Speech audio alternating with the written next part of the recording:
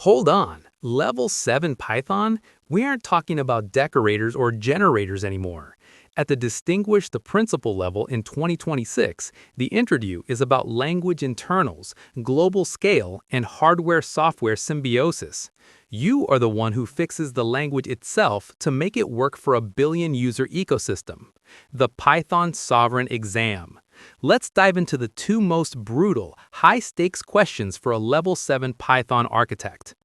Hey Pythonistas, this is your Maximus. So, you think you know Python? At level 7, Pythonic doesn't mean clean code, it means optimal execution.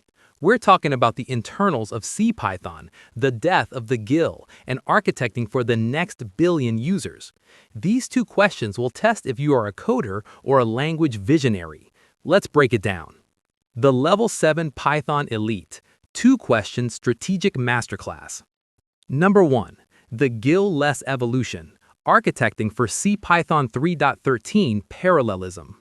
The question: with the introduction of PEP 703 making the global interpreter lock optional in Python 3.13, how would you redesign a high-frequency multi-tenant data processing engine to move from a multi-processing-based architecture to a free-threaded model? What are the specific thread safety risks at C extension level, and how do you handle reference counting contention in a truly parallel environment? The deep dive answer. The paradigm shift. Historically, we used multiprocessing to bypass the GIL, which had massive IPC, inter-process communication, overhead. In 2026, we moved to free threading. The internal execution. Biased reference counting.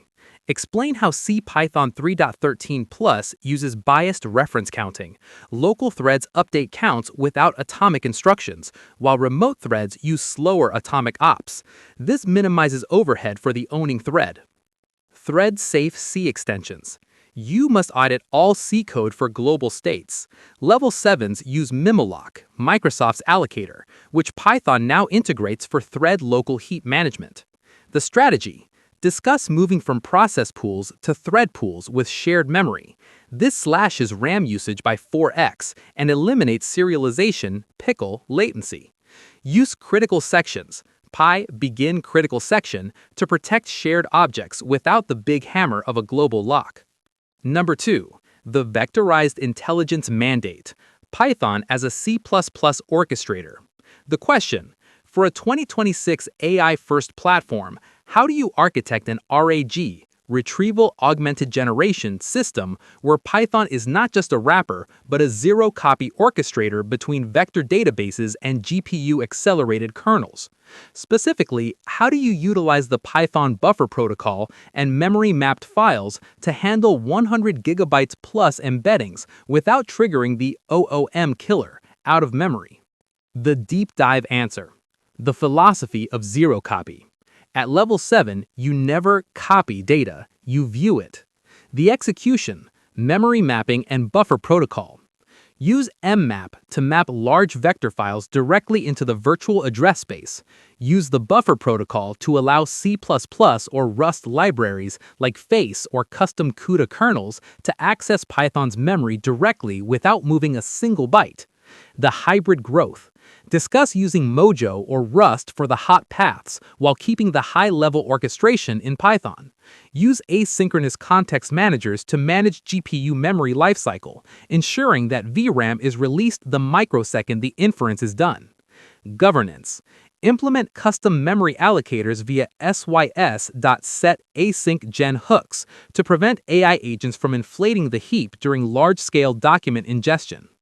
The Level 7 Python evolution. Feature: Level 3, Senior. Level 7, Distinguished. Concurrency. I use async I/O. Free-threaded parallelism with biased reference counting. Memory. I avoid global variables. Zero-copy buffer protocol and mmap integration. AI integration. I call OpenAI APIs.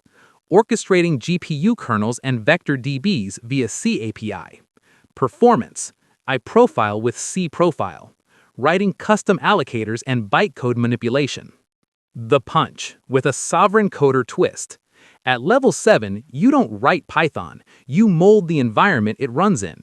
You aren't just a developer, you are an infrastructure artist. In 2026, the best Python engineer is the one who understands CPU cache lines as well as they understand list comprehensions. Remember, the fastest code is the code that the CPU doesn't even know it's executing. Ready to stop being a user of the language and start being a master of the machine? Which of these deep internal challenges gets your brain firing? Let me know in the comments. For every billion-scale strategy, Python internal move, and global tech update, keep it locked here. We tell the truth loud and we tell it quick. This is Maximus signing off. Keep watching. Bye-bye.